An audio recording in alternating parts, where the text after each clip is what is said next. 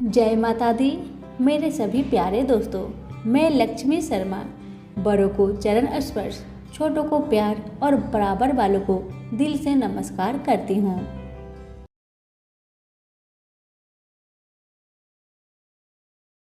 ओम नमः शिवाय। हर हर महादेव। माता पार्वती की जय हो। आज सावन सोमवार के दिन मैं आप सभी को भगवान भोलेनाथ और माता पार्वती की कथा सुनाने जा रहे हूँ। कथा को पूरा जरूर सुनिएगा। अगर अच्छी लगे तो दूसरों को शेयर करना ना भूलिएगा। मैं अभी आपको सुना रही हूँ माता सती का पूर्ण जन्म की कथा। भगवती सती ने मरते समय श्री हरि से यह वरदान मांगा था, प्रभु मेरा जन्म कहीं भी हो, किंतु मेरा भगवान शिव के चरणों में नित्य अनुराग बना रहे।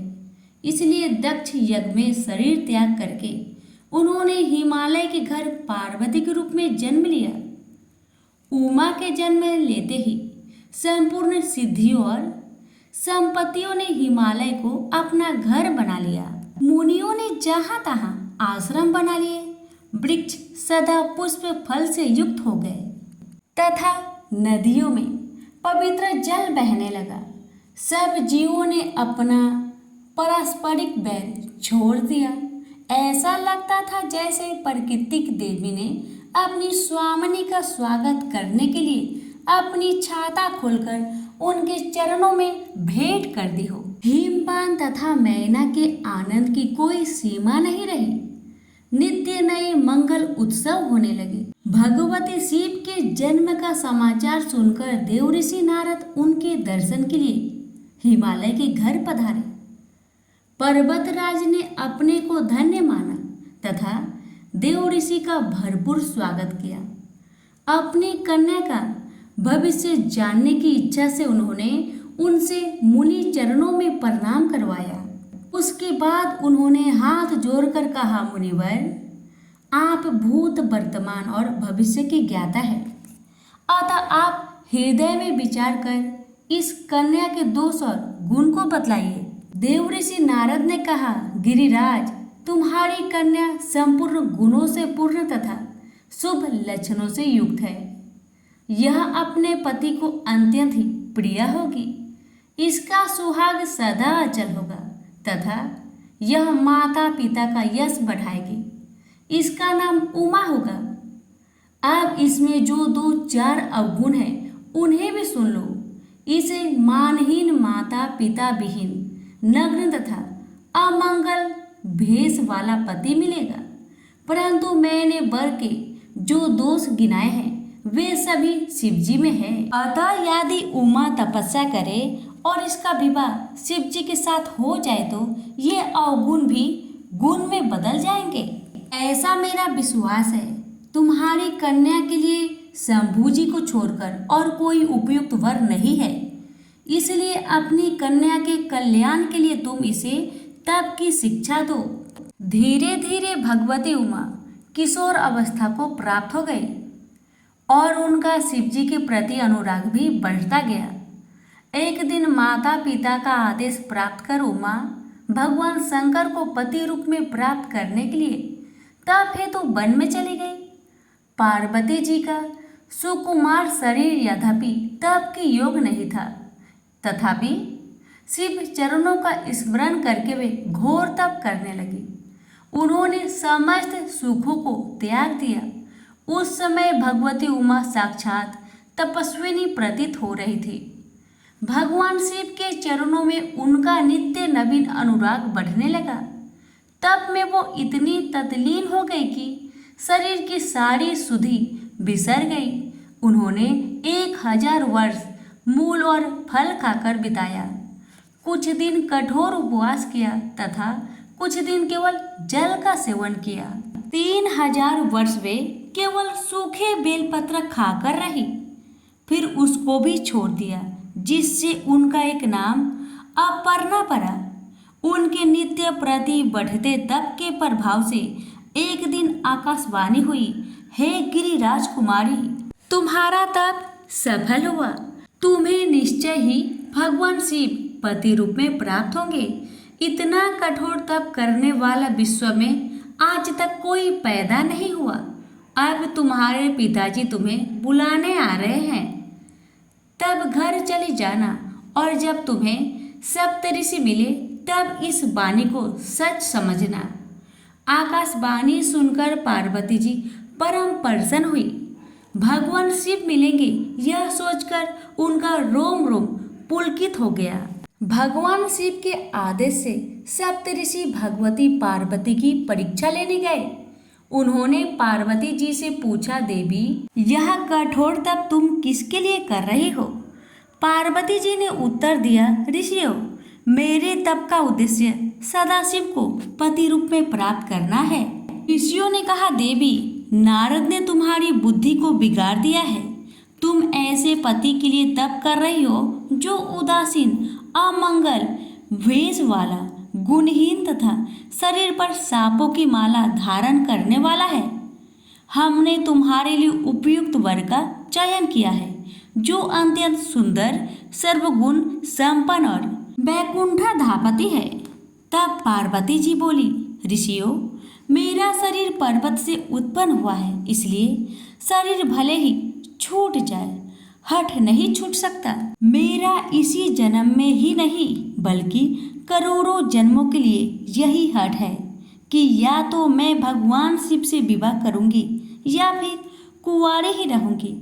ऋषियों ने भगवती पार्वती को जगदम्बा जानकर प्रणाम किया तथा महेश्वर शिव को सब समाचार बताया, जिसे सुनकर महादेव प्रसन्न हुए। तदंतर शिव जी समाधित्य हो गए। प्रेम से बोलिए उमापति शंकर भगवान की जय। अब आप सुनेंगे भगवान भोले की साधना में कामदेव का विघ्न डालना। उसी समय तारक नामक एक दुरांत असुर हुआ। उसने अपने अथाह बल एवं प्रचंड तेज से समस्त लोक और लोकपालों को जीत लिया। देवता लोग पराजित होकर दर दर भटकने लगे। तारकासुर को वरदान प्राप्त था कि भगवान शंकर के वीर्य से उत्पन्न पुत्र के द्वारा ही उसकी मृत्यु होगी। देवगण अपनी समस्या लेकर ब्रह्मा जी के पास पहुंचे और उनसे अपना दुख बताया। ब्रह्मा जी ने कहा कि तुम लोग किसी तरह प्रयत्न करके कामदेव को भगवान शिव के पास भेजो, जो अपनी लीला से उन्हें समाधि से विचलित करे। सती जी जिन्हें दक्ष यज्ञ में देह त्याग दिया था, अब वो पार्वती रूप में जन्म ले चुकी थी। उन्होंने शिव जी को पति बनाने के लिए कठोर तप किया है। शिव जी की समाधि भंग होने पर हम उनसे विवाह का निवेदन करेंगे। इस प्रकार ही देवताओं का हित होगा और कोई उपाय नहीं है। ब्रह्मा जी की सलाह मानकर देवताओं ने कामदेव से प्रार्थना की तथा अपनी सारी विपत्ति कही। कामदेव ने कहा, मैं भली भांति जानता हूँ कि शिव विरोध में मेरा कल्याण नहीं है, फिर भी लोक हित के लिए मैं यह कार्य जरूर करूँगा। ऐसा कहकर कामदेव अपना पुष्प का धनुष बाण लेकर भगवान शिव के समीप गए। उसने अपने प्रभाव से समस्त भूमंडल को बस में कर लिया। जगत में जितने स्त्री पुरुष थे वे सब अपनी अपनी मर्यादा छोड़कर काम के प्रभाव में आ गए। सबके हृदय में काम की इच्छा जागृत हो गई। सारे जगत में खलबली मच गई। योगी और तपस्वी भी काम के वशीभूत हो गए। तो आम मनुष्य की गिनती ही क्या। स्त्रियां सारे संसार को पुरुषमय तथा पुरुष स्त्रीमय देखने लगे। किसी के भी हृदय में धैर्य नहीं रहा। इस प्रकार समस्त संसार को अपने वशीभूत कर कामदेव परमेश्वर शिव के पास पहुँचे। आम के वृक्ष की एक सुंदर डाल पर बैठ गए। अपनी पुष्प धनुष से उसने 5 बाण छोड़े जो शिव जी के हृदय में लगे।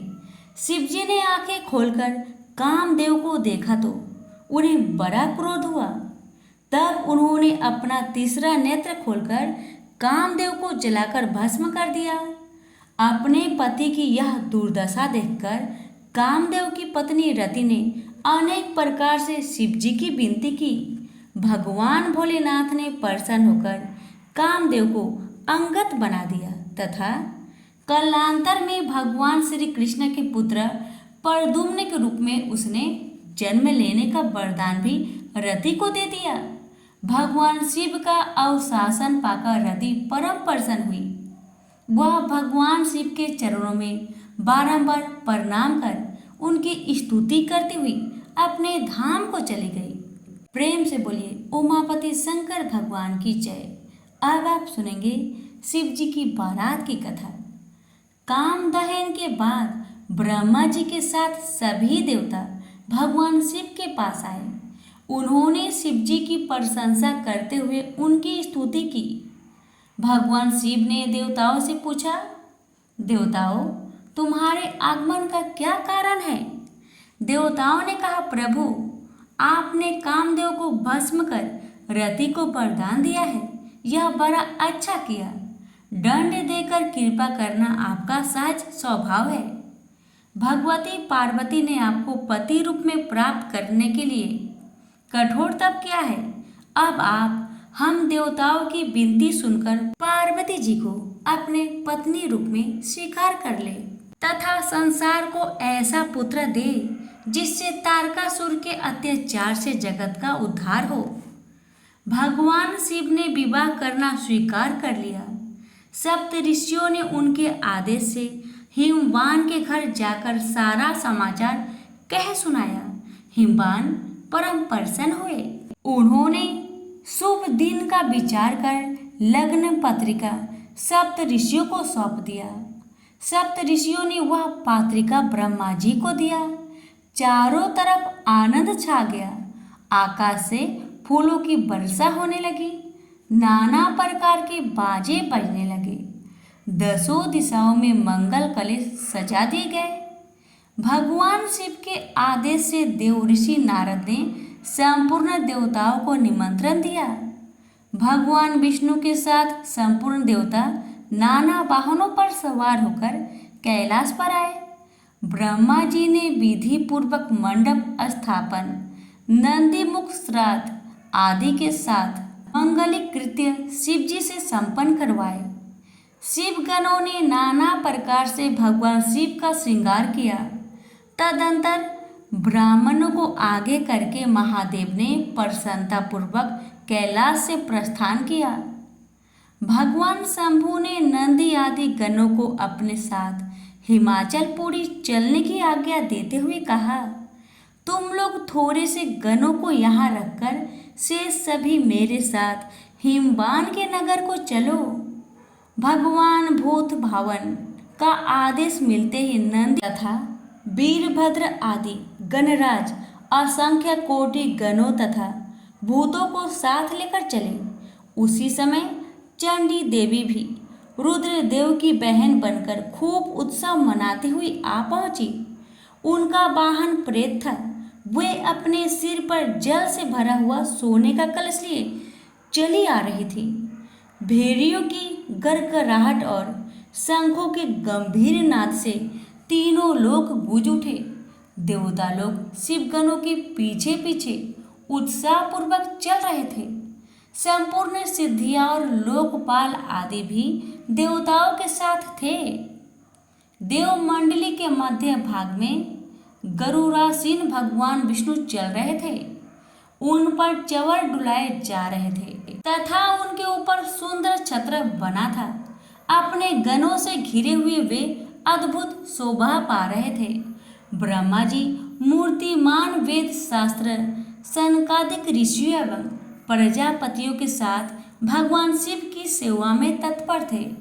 देवराज इंद्र भी नाना प्रकार के आभूषणों से विभूषित हो ऐरावत हाथी पर आरूढ़ होकर अपनी सेना के साथ चलते हुए अत्यंत सुशोभित हो रहे थे। उस समय बारात के साथ यात्रा करते हुए बहुत से ऋषि भी अपने तेज से प्रकाशित हो रहे थे। सबके मन में शिव जी का विवाह देखने की प्रबल उत्सुकता थी। डाकिनी, शाकिनी, यातुधान, भूत, प्रेत और बेताल आदि तथा श्रेष्ठ गंधर्व सब के सब नाचते गाते हुए चल रहे थे। संपूर्ण मातृकाएं, देवकन्याएं, देवगणाएं आदि भी शंकर जी के विवाह में सम्मिलित होने के लिए बड़ी प्रसन्नता से चल रही थी। सबके बीच में वृषभ पर सवार भगवान महादेव अद्भुत शोभा पा रहे थे। इस प्रकार अनेक प्रकार से आनंद मनाते हुए यह विचित्र बारात हिमवान के नगर के समीप पहुंची। नगर के निकट पहुंचकर भगवान शिव ने देव ऋषि नारद को हिमाचल के घर भेजा। उन्होंने हिमाचल को बारात आगमन की सूचना दी। हिमवान ने जब यह सुना कि सर्वव्यापी शिव मेरे नगर के निकट आ पहुंचे हैं, तब उनकी प्रसन्नता का ठिकाना न रहा। बहुत सा सामान एकत्रित करके तथा ब्राह्मण एवं पर्वतों को साथ लेकर वे भगवान सदाशिव की अगवानी करने चले। वृषभारूढ़ भगवान शिव का दर्शन कर हिमवान धन्य हो गए। करोड़ों कामदेवों की छवि को मलिन करने वाले महेश्वर की शोभा अद्भुत थी। उनके दिव्य अंगों के प्रकाश से संपूर्ण दिशाएं प्रकाशित हो रही थी। उनका श्रीअंग नूतन रेशमी वस्त्र से सुशोभित था। उनके मस्तक का दिव्य मुकुट नाना रत्नों से जुड़ा हुआ था, जिससे आंखों को चौधिया देने वाले प्रकाश निकल रहा था। आभूषण बने हुए सर्प उनकी अंग कांति को दुगुनी कर रही थी। गिरिराज ने सबको सादर प्रणाम किया। तदंतर भगवान शिव की आज्ञा से बारात की अगवानी करते हुए वे अपने नगर की ओर चले। हिमवान के पीछे महादेव जी अपने बरातियों के साथ शीघ्रतापूर्वक चलने लगे। पार्वती की माता मैना के भीतर अहंकार था। महेश्वर शिव उसे नष्ट करना चाहते थे, इसलिए उन्होंने भगवान विष्णु और ब्रह्मा जी से कहा, आप दोनों मेरी आज्ञा से उनका देवताओं सहित अलग अलग गिरिजा के द्वार पर पहुँचे। हम पीछे से आएंगे। शिव जी की आज्ञा सिरोधार्य कर सर्वप्रथम भगवान विष्णु हिमवान के द्वार पर पधारे। वे संपूर्ण शोभा से संपन्न थे। उनका सौंदर्य करोड़ों कामदेवों को लज्जित कर रहा था। उन्हें देखकर मैना के नेत्र चकोर बन गए। उन्होंने प्रमोदित होकर नारद जी से पूछा, नारद, क्या यही मेरे शिवा के पति हैं? नारद जी बोले, देवी, ये शिवा के पति नहीं, ये भगवान श्री हरि है। ये भगवान शिव के संपूर्ण कर्मा के अधिकारी तथा उनके प्रिय है। शिवा के पति तो इनसे भी बढ़कर है। उनकी शोभा का वर्णन ही नहीं हो सकता। इसी प्रकार एक एक करके सभी देवता आते। मैना उनका परिचय पूछती और नारद जी उनको महेश्वर शिव का सेवक बतलाते। मैना का हर्ष मग्न होकर अपने तथा पार्वती के सौभाग्य की सराहना करने लगी। उसी समय मैना का अहंकार चूर्ण करने के उद्देश्य से अद्भुत भेष में परमेश्वर शिव पधारे। वे स्वयं तो अद्भुत थे ही, उनके अनुचर और भी अद्भुत थे। कुछ के मुख टेढ़े थे तो कुछ अत्यंत कुरूपी दिखाई देते थे। कुछ लंगड़े थे तो कुछ अंधे। कुछ के मुख ही नहीं थे तो कुछ बहुत मुख वाले थे। सभी विचित्र वेशभूषा में थे। उनके बीच में भगवान शंकर वृषभ पर सवार थे। उनके 5 मुख थे और प्रत्येक मुख पर 3-3 नेत्र थे। मस्तक पर जटा, गले में सर्पों की माला, 10 हाथ, हाथ में पिनाक और त्रिशूल, आंखें। भयानक विचित्र वेश था। शिवजी का अपने दामाद का यह रूप देखकर मैना के हाथ से थाली छूट गई। भय से व्याकुल होकर वे पृथ्वी पर गिर पड़ी। उन्होंने पार्वती से कहा, मैं तुम्हें लेकर पहाड़ से गिर पड़ूंगी, आग में जल जाऊंगी या समुद्र में कूद पड़ूंगी, पर जीते जी मैं इस बावले वर से तुम्हारा विवाह न करूंगी। मैना का अहंकार मर्दन कर भगवान शिव ने उन पर कृपा की। उन्होंने करोड़ों कामदेवों को लज्जित करने वाला दिव्य स्वरूप धारण किया। उस परम आनंददायक शिव स्वरूप का दर्शन करके मैना धन्य हो गई। वे अपनी दामाद की शोभा देखती प्रसन्न हुई। तत्पश्चात उनकी आरती उतारी और घर में चली गई। नगर में मंगल गीत गाए जाने लगे। हिमवान ने वेद मंत्रों के द्वारा कुल देवता का पूजन किया।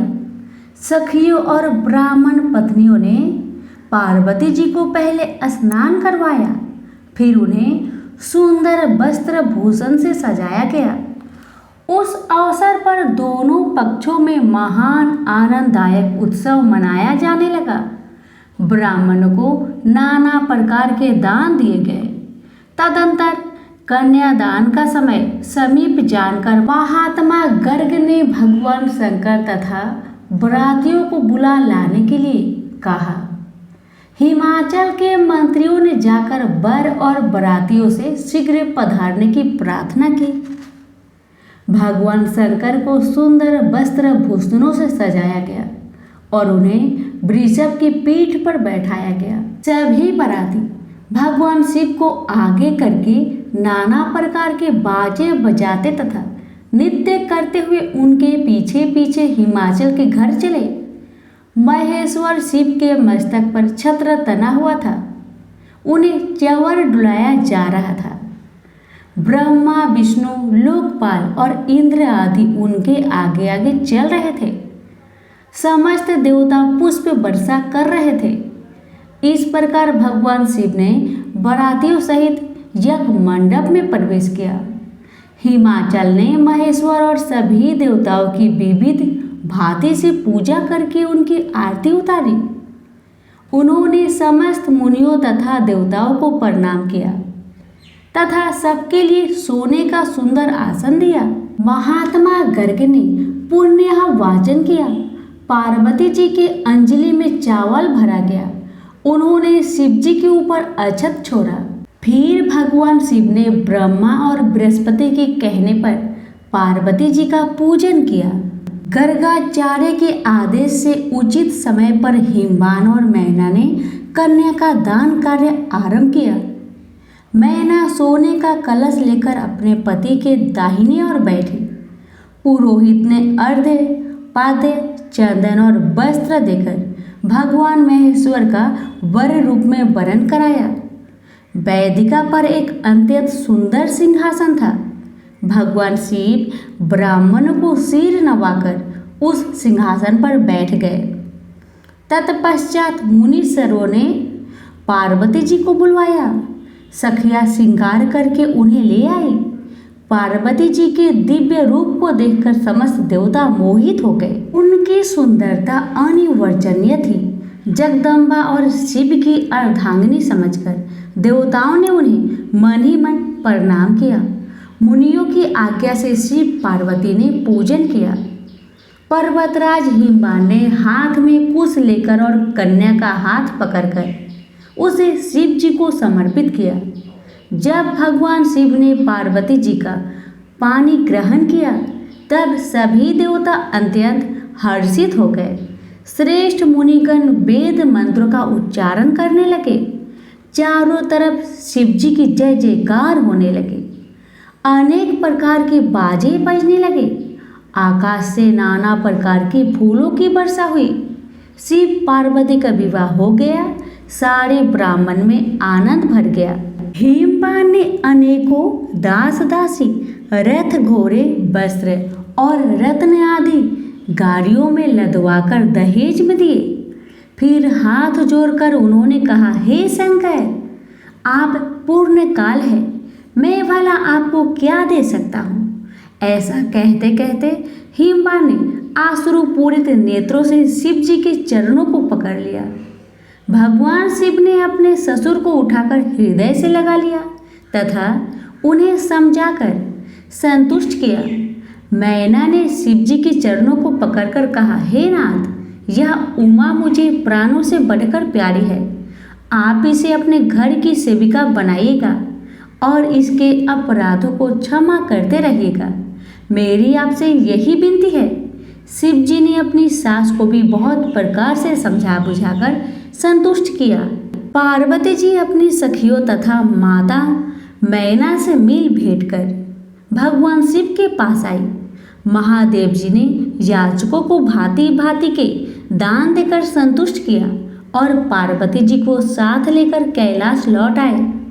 उसके बाद शिव पार्वती विविध प्रकार की लीलाएं करते हुए कैलाश पर सानंद रहने लगे। प्रेम से बोलिए उमापति शंकर भगवान की जय। भगवान शिव और पार्वती के नित्य लीलाओं से कैलाश और भी रमणीय हो गया। एक दिन माता पार्वती एक सरोवर के तट पर गई। सरोवर का जल अत्यंत निर्मल और स्वच्छ था। उसी समय उन्होंने देखा कि कमल पत्र में जल लेकर 6 कृतिकाएं अपने घर जाने ही वाली है। भगवती उमा ने कहा, देवियों, अगर आप लोगों को कष्ट ना हो तो कमल पत्र में रखा हुआ जल मैं भी पीना चाहती हूँ। कृतिकाओं ने कहा, देवी, यह जल पीने के पहले आपको हमारी एक शर्त माननी पड़ेगी। वह शर्त यह है कि इस समय आपके गर्भ में जो पुत्र है वह हमारा भी पुत्र माना जाए। ऐसा ही होगा। पार्वती जी ने तत्काल वचन दे दिया।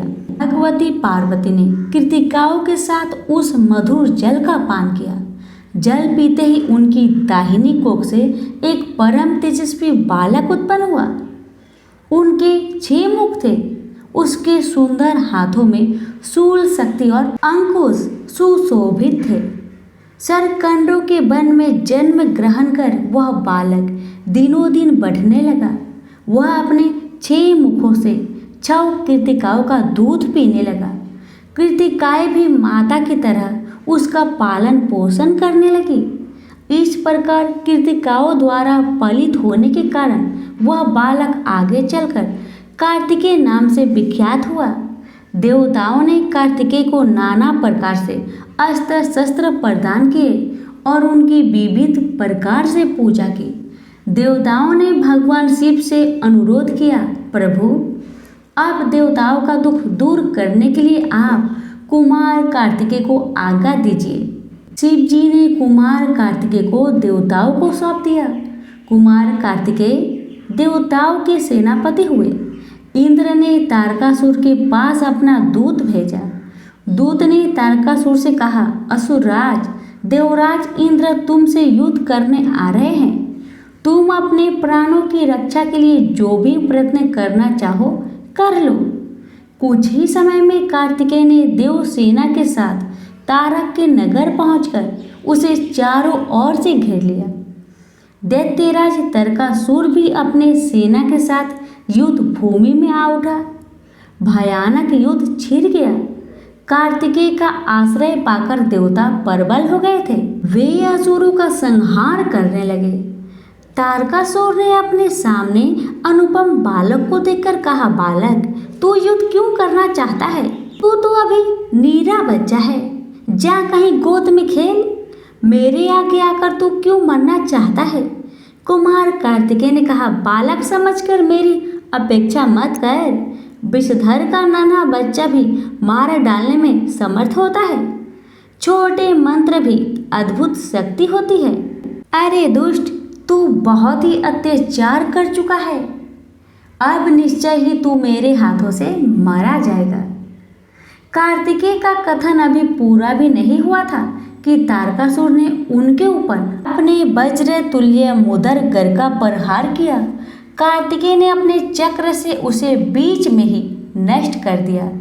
पार्वती नंदन के सामने असुरों की सारी अस्त्र शस्त्र निष्फल हो गए। असुरों की सेना तीतल बीतल हो गई। पृथ्वी पर रक्त की सरिता बहने लगी। अमोघ शक्ति का प्रहार किया। वह शक्ति मारक की छाती में प्रवेश कर गई। उसकी छाती फट गई। दैत्य तारक का निर्जीव शरीर पृथ्वी पर गिरा। तारकासुर के वध से पृथ्वी का पाप मिट गया। देवगण शिव पुत्र की स्तुति करने लगे। उनकी प्रसन्नता का पारावर न था। चारों तरफ कुमार कार्तिकेय की जय जयकार होने लगी। प्रेम से बोलिए उमापति शंकर भगवान की जय, कार्तिक देवता की जय। अब आप सुनेंगे गणेश जी की कथा। एक बार भगवती पार्वती स्नान कर रहे थे। उसी समय भगवान शिव वहां पहुंच गए। पार्वती जी उन्हें देखकर लजा गई। अपनी प्रिय सखी जया विजया के कहने पर उन्होंने अपने शरीर के मैल से एक पुरुष का निर्माण किया। वह देखने में परम सुंदर था, बल पराक्रम से संपन्न था। पार्वती जी ने उसे नाना प्रकार के आभूषण और आशीर्वाद दिए। उन्होंने उससे कहा, तुम मेरे पुत्र हो, तुम्हारा नाम गणेश है। आज से तुम मेरे द्वारपाल हुए। हे पुत्र, मेरी आज्ञा के विरुद्ध कोई भी मेरे महल में प्रवेश ना कर पाए। ऐसा कहकर भगवती पार्वती ने गणेश जी के हाथों में एक छड़ी दे दिया। महावीर गणेश हाथ में छड़ी लेकर माता की आज्ञा का पालन करने लगे। उधर पार्वती जी सखियों के साथ स्नान करने लगी। उसी समय भगवान शिव दरवाजे पर आ पहुंचे। पार्वती जी के प्राण प्रिय पुत्र गणेश से वे सर्वथा अपरिचित थे और उनकी अभिलाषा अंतपुर में प्रवेश करने की थी। गणराज ने उन्हें कहा, आप माता जी की आज्ञा के बिना भीतर नहीं जा सकते, माता स्नान कर रही है। भगवान शिव बोले, मूर्ख, तू मुझे रोक रहा है। तुझे पता नहीं कि मैं कौन हूँ? मैं पार्वती का पति साक्षात शिव हूँ। मेरे ही घर में मुझे रोकने वाला तू कौन है? मातृ भक्त वीर बालक गणेश ने कहा, आप कोई भी हो, किंतु इस समय मेरी माता की आज्ञा के बिना भीतर आप नहीं जा सकते। ऐसा कहकर गणेश जी ने अपनी छड़ी अड़ा दी। लीलाधारी भगवान शिव ने अपने गणों को आज्ञा दिया, पता करो यह कौन है और मेरा मार्ग क्यों रोक रहा है। शिव गणों ने गणेश से कहा, तुम कौन हो, कहाँ से आए हो? यदि तुम अपने प्राणों की रक्षा चाहते हो तो शीघ्र ही यहाँ से चले जाओ। गणेश जी बोले, मैं माता पार्वती का पुत्र हूँ। माता ने मुझे किसी को भीतर प्रवेश न करने की आज्ञा दी है। शिव गणों ने लौटकर भगवान शिव को बताया कि बालक माता पार्वती का पुत्र है, वह अपने स्थान से नहीं हट रहा है। भगवान शिव ने अपने गणों को डांटते हुए कहा, मूर्ख, तुम लोग एक बालक के सामने विवश हो गए। जाओ, जैसे भी हो उसे शीघ्र दरवाजे पर से हटाओ। महेश्वर शिव का आदेश सिरोधार्य कर उनके गण अपने अपने अस्त्र शस्त्रों से सज्जित होकर पार्वती नंदन गणेश को पराभूत करने चले। भयंकर युद्ध शुरू हो गया। शिव पुत्र गणेश के आगे शिव गणों की एक न चले। शक्ति पुत्र के प्रहार से व्याकुल होकर सबके सब प्राण बचाकर भाग चले। तत्पश्चात समस्त देवता भी भगवान शिव की ओर से युद्ध करने आए, परंतु वे भी वीर गणेश के आगे टिक न सके। तारकासुर का संहार करने वाले कुमार कार्तिकेय भी अस्त्र शस्त्र निष्फल हो गए। स्वयं भगवान शिव का त्रिशूल और पिनाक भी मात्र भक्त गणेश के सम्मुख बेकार हो गए। फिर भगवान शिव और गणेश का भयंकर युद्ध आरंभ हो गया। पार्वती नंदन को युद्ध में संलग्न देख महेश्वर शिव ने अपना तीक्ष्ण शूल उन पर फेंका। शूल के प्रहार से गणेश का मस्तक कटकर दूर जा गिरा। यह समाचार सुनकर पार्वती जी शोक से व्याकुल हो गई। कुपित होकर उन्होंने अनंत शक्तियों को पैदा किया। शक्तियों ने उनकी आज्ञा से संपूर्ण सृष्टि का संहार करना शुरू कर दिया। देवता और ऋषिगण भय से थरथरा उठे। व्याकुल होकर उन लोगों ने पार्वती जी की स्तुति की। भगवती पार्वती ने कहा, यह प्रलय तभी बंद होगा जब मेरा पुत्र जीवित हो जाए और देवताओं में सर्वश्रेष्ठ मान लिया जाए। भगवान शिव के आदेश से उत्तर दिशा में हाथी का सिर काटकर लाया गया और उसे गणेश जी के मस्तक के स्थान पर जोड़ दिया गया। तभी से गणेश जी देवताओं में सर्वश्रेष्ठ और सर्व पूजनीय बन गए। प्रेम से बोलिए, उमापति शंकर भगवान की जय, गणेश भगवान की जय। आप सुनिए त्रिपुरासुर दहन की कथा। देव शत्रु तारकासुर के 3 पुत्र थे। उनके नाम थे विधुनमाली, तारकाक्षी और कमलाक्ष। शिवपुत्र कुमार कार्तिकेय ने जब तारकासुर को मार डाला तब तारकासुर के पुत्र अत्यंत दुखी हुए। उन सबों ने संपूर्ण भागों को त्याग दिया तथा मेरु पर्वत पर जाकर ब्रह्मा जी के प्रसन्नता के लिए वे कठोर तप करने लगे।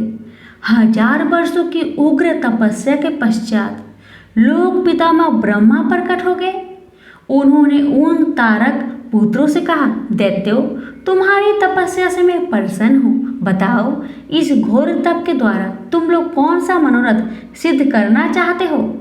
ब्रह्मा जी की बात सुनकर उन तीनों ने अंजलि बांधकर श्रद्धा पूर्वक उनके चरणों में प्रणाम किया और बोले, देवेश, यदि आप हम पर प्रसन्न हैं और हमें वर देना चाहते हैं तो यह वर दीजिए कि कभी भी मृत्यु हमारे पास ना भटके, हम अजर अमर हो जाए।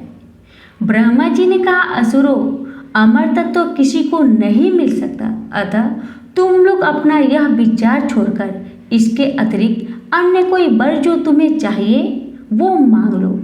दैत्यों ने कहा, भगवान, यद्यपि हम परबल पराक्रमी हैं, तथापि हमारे पास कोई ऐसा घर नहीं है जहां हम शत्रुओं से सुरक्षित रहकर सुखपूर्वक निवास कर सके।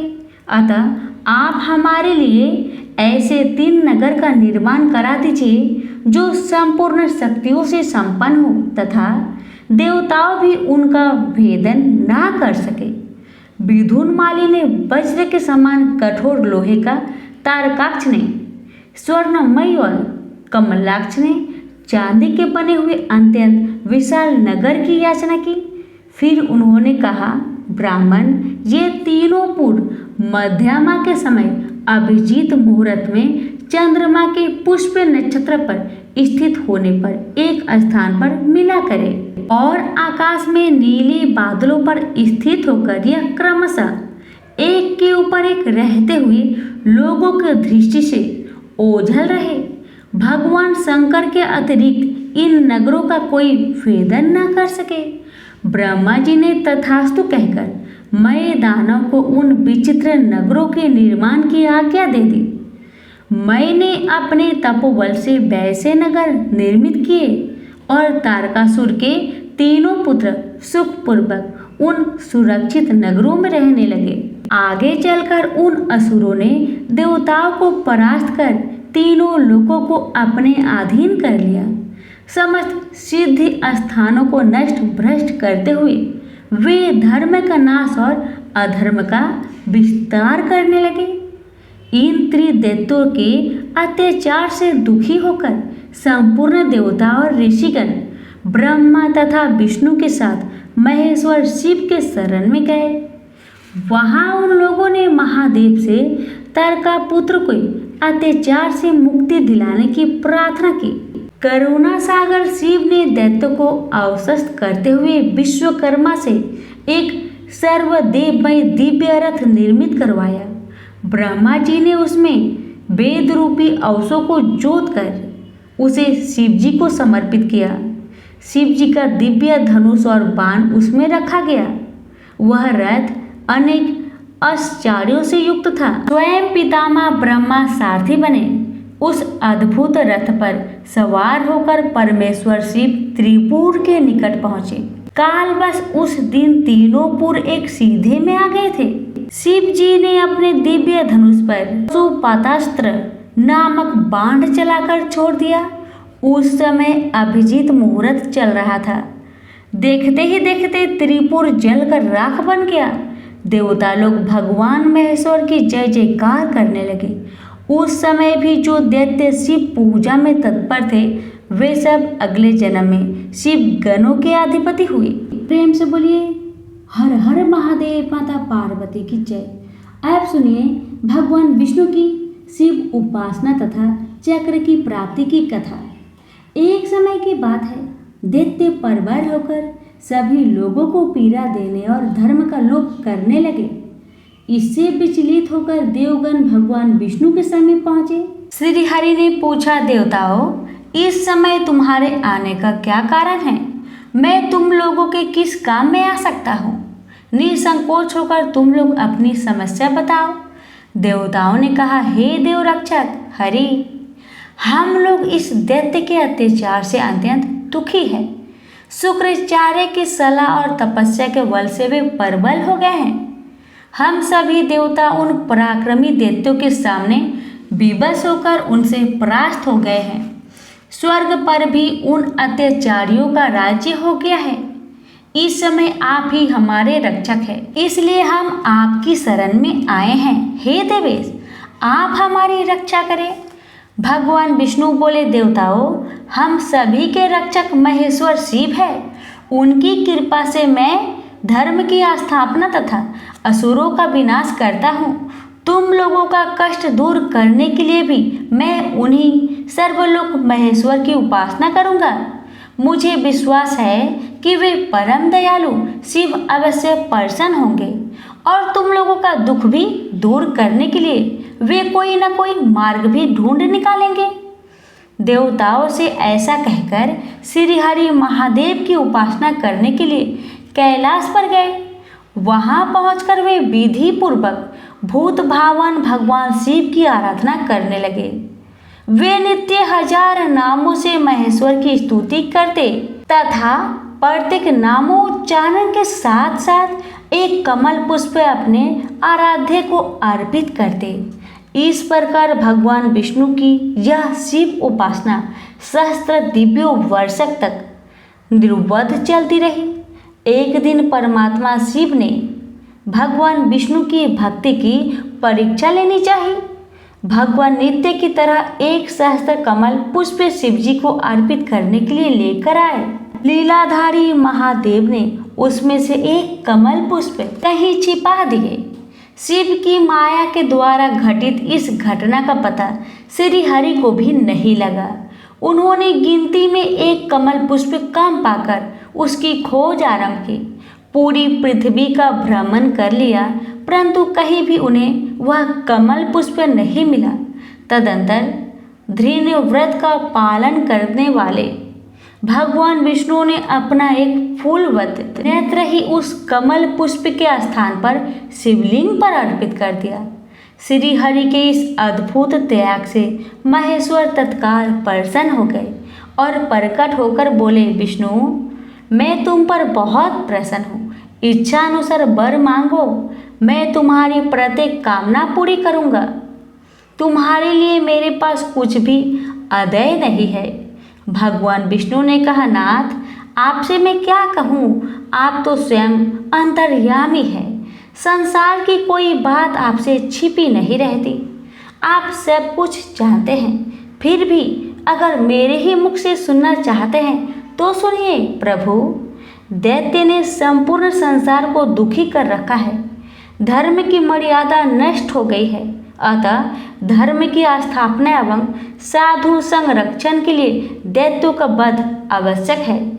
मेरे अपने अस्त्र शस्त्र उन दैत्यों के विनाश में असमर्थ है, इसलिए मैं आपके शरण में आया हूँ। भगवान विष्णु की विनती सुनकर देवाधिदेव शिव ने उन्हें अपना सुदर्शन चक्र दिया। उस दिव्य चक्र द्वारा श्री हरि ने बिना किसी श्रम के समस्त प्रबल दैत्यों का संहार कर डाला। संपूर्ण जगत का संकट समाप्त हो गया, देवता सुखी हो गए। इस प्रकार भगवान विष्णु को सुदर्शन चक्र के रूप में एक दिव्य आयुध की प्राप्ति भी हो गई। तो प्रेम से बोलिए, उमापति शंकर भगवान की जय, विष्णु भगवान की जय। अब आप सुनेंगे उपमन्यु की भगवान शिव उपासना की कथा। उपमन्यु व्याघ्रपाद मुनि के पुत्र थे। पूर्व जन्म में ही उन्होंने सिद्धि प्राप्त कर ली थी और वर्तमान जन्म में मुनि कुमार के रूप में प्रकट हुए थे। बचपन से ही वे अपने मामा के घर में रहते थे, क्योंकि दरिद्रता उनके अपने घर में तो जैसे पैर तोड़कर बैठ गई थी। मामा के यहाँ बालक उपमन्यु के साथ सद्व्यवहार नहीं होता था।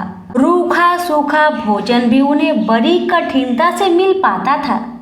अपनी स्नेहमयी जननी के साथ किसी प्रकार यहाँ रहकर वे बचपन गुजार रहे थे। एक दिन बालक उपमन्यु को कहीं से थोड़ा सा दूध पीने को मिल गया। बालक ही तो थे, माता के पास जाकर उससे और दूध मांगने लगे, किंतु तपस्विनी माँ को दूध मिलता कहाँ से।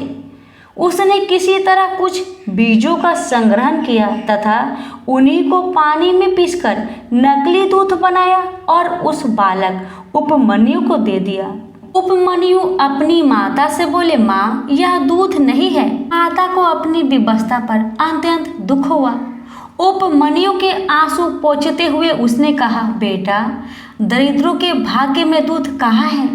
हाँ, अगर भगवान शिव की कृपा हो जाए तो कोई वस्तु अलभ्य नहीं है।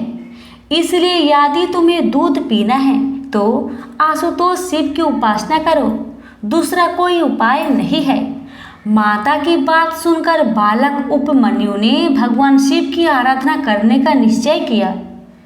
तपस्या के लिए वे हिमालय पर्वत पर गए। उन्होंने 8 ईंटों का एक मंदिर बनाकर उसमें शिव पार्वती की प्रतिमा स्थापित किया। तत्पश्चात भक्ति भाव से वे भगवान शंकर की पूजा करने लगे।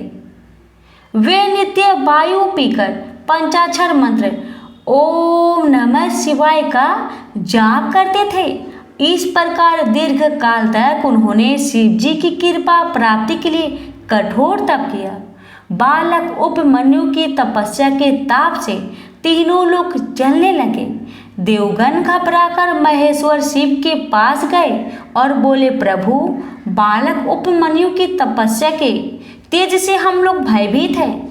आपको प्रसन्न करने के लिए वे कठोर तप कर रहे हैं। अगर आप उन्हें दर्शन तथा वर देकर संतुष्ट करें। देवताओं की प्रार्थना से परमेश्वर शिव उपमन्यु की भक्ति की परीक्षा लेने पधारे। उस समय देवराज इंद्र रूपधारी शिव ने बालक उपमन्यु से वर मांगने को कहा। उपमन्यु ने उनसे एकमात्र शिव भक्ति की याचना की। इस पर इंद्र रूपधारी शिव स्वयं ही शिव निंदा करने लगे। अब तो बालक उपमन्यु ने शिव के अतिरिक्त किसी से कुछ भी लेना अस्वीकार कर दिया और शिव निंदा से क्रोधित होकर इंद्र रूपी शिव को मारने के लिए गए। अघोरास्त्र चला दिया। वह अघोरास्त्र भी जब ऐरावत रूपी नंदी द्वारा पकड़ लिया गया तब अग्नि को शांत कर दिया और अपने प्रति उपमन्यु की अचल निष्ठा देखकर भगवती पार्वती तथा नंदी समेत अपने वास्तविक रूप में प्रकट हो गए। परमात्मा शिव ने उपमन्यु का मस्तक सूंघा और कहा, वत्स आज से मैं तुम्हारा पिता और जगदम्बा पार्वती तुम्हारी माता है। मैं तुम्हारे लिए दूध दही और मधु के सहस्त्रों समुद्र देता हूँ। ऐसा कहकर भगवान महेश्वर ने उपमन्यु को अमर तत्व के वरदान के साथ अपने गणों का आधिपत्य प्रदान किया। उपमन्यु ने भी प्रसन्नता पूर्वक घर लौटकर सारी बातें अपनी माँ को बताई। माता के आनंद की सीमा न रही। उपमन्यु सुखी और सबके पूज्य हो गए। प्रेम से बोलिए हर हर महादेव, माता पार्वती की जय। अब आप सुनिए शिव उपासना से मृत्यु पर विजय की कथा। आज आप बहुत दुखी और उदास दिख रहे हैं। महामुनि मृग श्रृंग के पौत्र श्री मार्कंडेय जी ने अपने पूज्य पिता को चिंतित देखकर अत्यंत विनम्रता से कहा, आपकी चिंता का क्या कारण है? आपको चिंतित देखकर मेरा हृदय व्याकुल हो रहा है। बेटा, महामहिम मृगकंडू ने दुखी मन से श्री मार्कंडेय जी के मुख की ओर देखते हुए अतिशय स्नेह से बताया, तुम्हारी माता मरुदीति को कोई संतान न होने से मैंने उसके साथ तपस्या करके पिनाकधारी शिव को प्रसन्न किया। आशुतोष ने प्रकट होकर वर मांगने के लिए कहा। कृतार्थ जीवन होकर मैंने पार्वती वल्लभ से याचना की। आज तक मुझे कोई संतान नहीं हुई। मैं आपसे एक पुत्र चाहता हूँ। त्रिपुरारी बोले, मुने तुम गुणज्ञ सर्वज्ञ एवं अद्भुत 16 वर्ष की आयु का पुत्र चाहते हो। गुणहीन दीर्घजीवी पुत्र की कामना तुम्हें है। मैंने तुरंत प्रभु के चरणों में निवेदन किया, मैं मूर्ख गुणहीन पुत्र नहीं चाहता। अल्पायु ही सही, पर मुझे अनुपम गुणवान एवं सर्वज्ञ पुत्र ही अभीष्ट है। भगवान शंकर ने तथास्तु कहकर अंतर्ध्यान हो गए। भोलेनाथ के वरदान से तुम में अद्भुत गुण विद्यमान है। तुमसे हम दंपति अत्यंत सुखी और गौरवान्वित है। कुछ रुककर कतार स्वर में श्री मार्कंडेय जी ने कहा, अब तुम्हारा 16वां वर्ष समाप्त हो चला है। आप मेरी चिंता ना करें। श्री मार्कंडेय जी ने अत्यंत गंभीरता से पिता को आश्वस्त करने के लिए विनम्रता पूर्वक कहा। भगवान आशुतोष कल्याण स्वरूप एवं अभिष्ट फलदाता है। मैं उनके मंगलमय चरणों का आश्रय लेकर उनकी उपासना करके अमर तत्व प्राप्त करने का प्रयत्न करूंगा। तदंतर श्री मार्कंडेय जी ने माता पिता के चरणों की धूली मस्तक पर लगाकर भगवान शंकर का स्मरण करते हुए दक्षिण समुद्र के तट पर पहुँचे। उन्होंने अपने ही नाम पर मार्कंडेश्वर शिवलिंग की स्थापना की और त्रिकाल स्नान करके बड़ी ही श्रद्धा भक्ति से भगवान मृत्युंजय की उपासना करने लगे। भगवान शंकर तो आशुतोष ठहरे। एक ही दिन में प्रसन्न होकर उन्होंने मार्कंडेय जी को निहाल कर दिया। मृत्यु के दिन श्री मार्कंडेय जी ने अपने आराध्य की पूजा करके स्रोत पाठ करना ही चाहते थे कि चौंक गए। उनके कोमल कंठ में कठोर पास पड़ गया। दृष्टि उठाकर उन्होंने देखा तो सम्मुख भयानक काल है। काल को खड़ा देख मार्कंडेय जी ने निवेदन किया, महामते काल, आप थोड़े देर ठहरे, मैं अपने प्राण प्रिय मृत्युंजय स्रोत का पाठ कर लूं। काल किसी की प्रतीक्षा नहीं करता ब्राह्मण, तुम्हारे लिए भी समय नहीं है, काल ने कहा। काल ने क्रोधित होकर मार्कंडेय जी को प्राण हरण करने के लिए पास खींचना ही चाहा कि वह दूर जा गिरे। वे पीड़ा से छटपटाने एवं भय से कांपने लगे। उस शिवलिंग के भूत भावन भगवान शंकर ने प्रकट होकर अत्यंत क्रोध से काल के वक्ष पर कठोर पदाघात किया। काल की दुर्दशा एवं अपने आराध्य का अनुपम रूप लावण्य देखकर श्री मार्कंडेय जी की प्रसन्नता की सीमा न रही। उन्होंने आशुतोष के चरणों पर मस्तक रख दिया। हृदय से भक्ति रस की नवीन मंदाकिनी पानी द्वारा स्तुति के रूप में प्रवाहित होने लगी। देवादिदेव महादेव जी ने उन्हें अमर तत्व प्रदान कर दिया। प्रेम से बोलिए उमापति शंकर भगवान की जय। कथा अच्छी लगे तो कमेंट बॉक्स में उमापति शंकर भगवान की जय लिखना ना भूले। भगवान आप सभी की कष्टों को दूर करेंगे, आप सभी की मनोकामना को पूर्ण करेंगे। इस कथा का श्रावण मास में प्रत्येक दिन करें। आपकी सभी मनोकामना भगवान शिव जल्दी पूरी करेंगे। बस भगवान पर श्रद्धा और विश्वास बनाए रखें। उमापति शंकर भगवान की जय। धन्यवाद।